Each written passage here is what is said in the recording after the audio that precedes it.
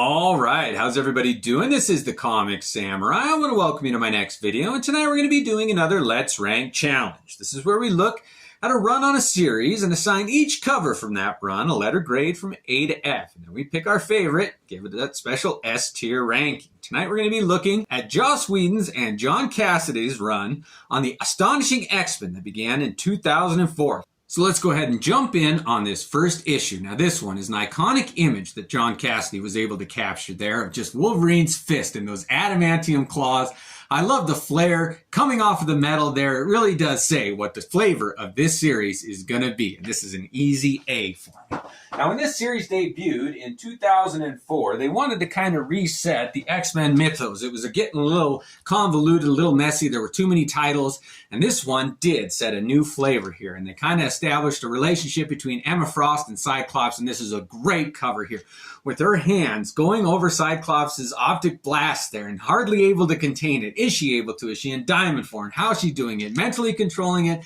I don't know, but that blue and that red glow through her fingers is one of my favorite images. I love this, where the tension of her eyes kind of menacing over Scott. Like, is she blinding him? There are so many messages on this cover. I think they nailed it. This is an easy A. All right, issue number 3 here. This series had so many good stories in it, but this one of Wolverine flying at the camera there, and I like to imagine that Colossus just threw him, and it's a fastball special. But that upside down image of Wolverine, his claws coming right at the camera there, the sunburst behind it. This is a beautiful cover. I love it. I'm giving this one an A.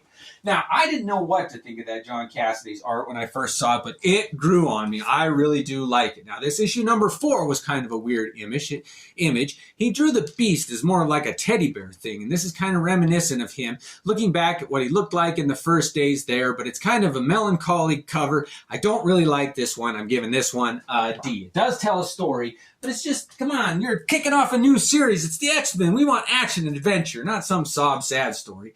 Next up, we got issue number 5 here, and we've got Colossus's fist blasting through the trade dress, destroying it, and his metallic hand there. What do they call that? Organic steel. I love looking at it up close and how everything's crooked.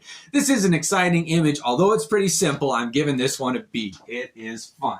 All right, now John Cassaday did a run of 24 issues, and there were variant issues here and there, and these are just the ones I happen to have and we're going to look at. But this issue number 6 here has got Kitty Pryde and Peter Rasputin, or Colossus, sharing an embrace, and I think those two are one of the best couples in comic book history. Colossus came back from the dead for Kitty, and it's just a great story, but this cover sums up their affection for each other. This is an A. I really do like that touching cover there.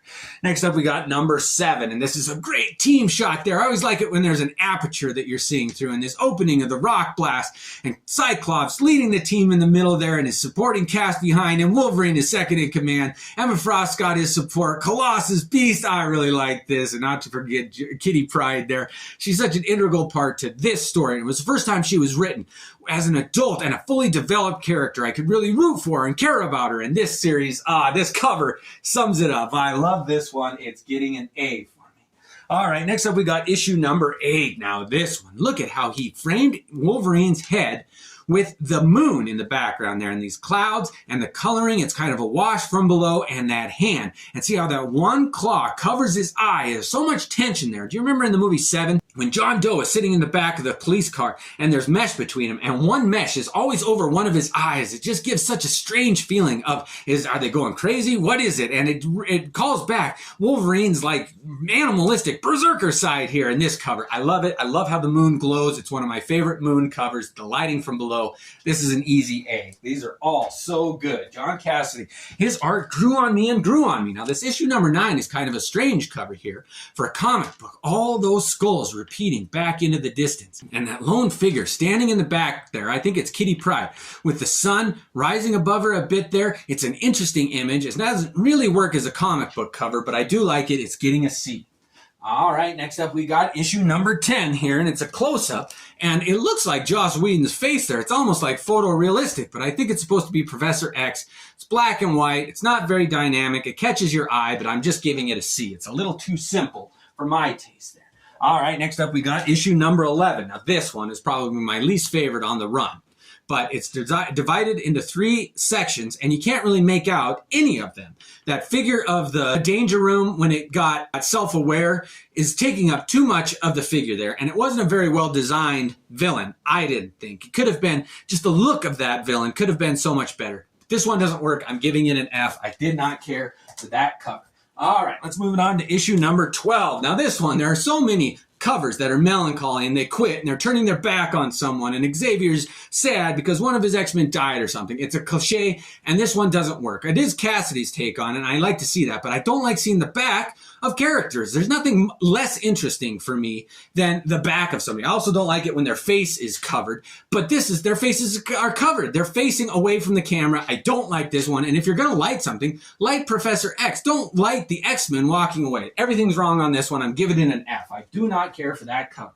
Next up, we got issue number 13. Now this one, they bounced right back, and it's a team shot. Colossus ready for battle. Wolverine just perched to attack. Cyclops there. The lighting, dramatic from below. The red background. I like this one. This is a group shot. It's an action one. There's adventure. Your tension. You got to open this one up. This one compels you to read it there, and I like how it's Beast. Up close, you don't even get to see his whole face there, but it's a foreground, a midground, and a background there. It works. I'm giving this one a B. They redeemed themselves. All right. Next up, we got number 14, and this is one of my favorite kissing comic book covers there. It's not the cliche type kiss that you usually get where they're embracing and their eyes are closed and it's all lovey-dovey. This is Emma Frost and Wolverine kissing, and they're both making a face that is not usually associated with a kiss. And look at how Emma is like almost scowling, and this is like a passion, tension. It's like an animalistic kiss that is supposed to be what it was. It's not that lovey-dovey kiss here. And oh man, Cassaday did a great job at capturing that feeling. I'm giving this one an A. I love that cover. All right, next up we got issue number 15 here. Now this one is reminiscent of a Quentin Tarantino pose where he always shoots from the inside of a trunk. And look at those villains looking down at it. It really is like that's the trunk door and somebody's laying in a trunk there, and you got all these villains circling the image there with the red, and they're all faded out in that wash. I do like this one. It's getting a B from me. What a fun cover that one is. Next up, we got number 16, and here's Kitty Pryde making her triumphant return here. Now, this was a great story inside, too, where you get to see just the extent of what her powers are, but I love how they used her phasing ability, and she's going through the trade dress. They moved it from the top. It's usurping your expectations. It's really doing something different there. The yellow background works. I do like this one. Not quite a battle there. You don't get to see what she's reacting to. Yeah, it's a little stale for me. I'm giving this one a C. All right, moving on, we got issue number 17 is next. Now this one I thought was a lazy cover. Sometimes white works, sometimes humor works where it's just Wolverine being afraid. Somebody messed with his mind here, and he's kind of reverted back to a scared little child, but I don't like it. It's a waste of space here. You want to see action. You want to see what he's afraid of. Give me more on this one. I'm giving this one an F. It just seems lazy to me. All right, next up is number 18. Now this, I love this, where they have different iterations of a character. All these different Emma Frost here with different hair, different expressions on her face, different outfits. And then the one main one with her back to you, it's the one instance where it works. Like you're getting to see what she sees. All these different Emmas, and I love when they do that. They got creative. I wish it would have been from a higher perspective, though, so you get to see layer upon layer upon layer. This whole wasted white space here could have been filled up with different Emmas, and I think they wasted an opportunity on that. It's getting a C just because they could have done more work and done more iterations of Emma. I would have loved that. Next up is issue number 19. Now this has got a horizontal cover here, so we're going to tilt it and see how it was supposed to be viewed here. Now we've got all these X-Men flying at the cover here. Wolverine jumping, Colossus diving at them. Oh, everybody's coming out at you from the edges there. I love the color. I love how there's a bar there of color, and it's black on top and bottom, and then these rays of light shooting out at the viewer here. This is how a dynamic cover is done, and I love one that asks you to turn it sideways. I don't mind that at all. This is a fun one. It's getting a B from me. All right, next up we got issue number 20 here. We've got Colossus with the world in his hand there. He's kind of trying to hold it in, and these lightning bolts going to the corner there. I don't like how they didn't change the thickness. This lightning bolt like that never worked for me. They should have them thicker, tapering smaller at the ends there, in my opinion. And the lighting on this one didn't work very well. Is that supposed to be Earth or something else? You don't really get an idea of what's going on. It is an interesting image of Colossus there, but it's just average for me. The story is a little bit lost. It should be very clear what the story and mood is they're supposed to be getting across, like in this issue number 21 here. Look at the colors, the contrasting pink and the blue. beautiful cover here. I wish they would have done something a little different because Emma Frost's image does blend into the trade dress being pink also. They should have chosen a different color on the trade dress. But I do like her outfit where it's a halvesy, where you can cover it up and you get to see what she'd look like if she just had that whole cape over that and her hair hanging over her face, and then it's revealed. There is something about that where only half of the image of a character is shown. I do like this one, but because they didn't change that trade dress color, it's only getting a C for me. This is issue number 22. Cassaday kind of got into this trope of using just iconic images of characters, and this is his image of Wolverine, front and center. I don't know why they did yellow again, and they didn't offset the trade dress with a different color. That does upset me. But this is a cool image of Wolverine, but that's not enough to sell me on a comic book. I want to know what the story is. Anybody can just do a picture of Wolverine. There's no perspective, no background here. Although I love this picture, I am going to just give it a C, because as far as comic book covers go, it doesn't tell a story. Next up, we got issue number 23 here. Now, this one with Wolverine battling all those thugs, those aliens there, and he's the only one in the bright colors, and all the other villains are falling. And he's got one upside down there, he's on top of him. It's like a wave of villains there that he's taken on by himself. It's a fun image. I love when Wolverine is just let loose and he gets to wreak havoc, and this one's getting a B for me. All right.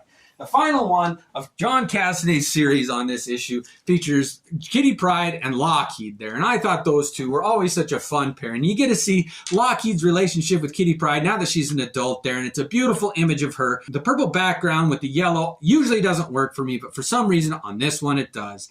I love the relationship between Kitty Pryde and Lockheed. And I think that this spells it out that they did have a friendship that was almost bordering on love. And it really is just a great image here. And I'm glad that it wrapped it up on this one. I'm giving this one a B.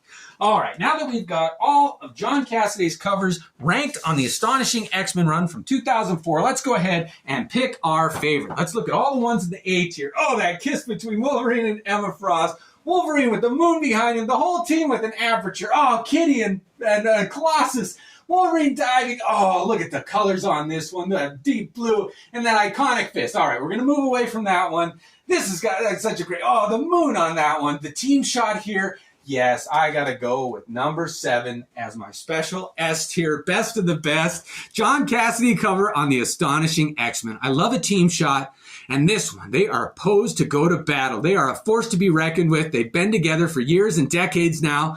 And it's just this team. Some of the original with Beast and Cyclops and those new characters with Colossus, Wolverine, and Kitty Pryde. Oh, I just think this is such a fun image. And they even threw Emma Frost in there like this X card. Wild card, bitches! And just so much fun for me. I love this cover, and it sums up the tone of the Astonishing X-Men. Well, thank you for joining me. Let me know if there's any other runs you want me to look at and rank. Any other artists you want me to look at. But thanks for joining me tonight, and have a great one.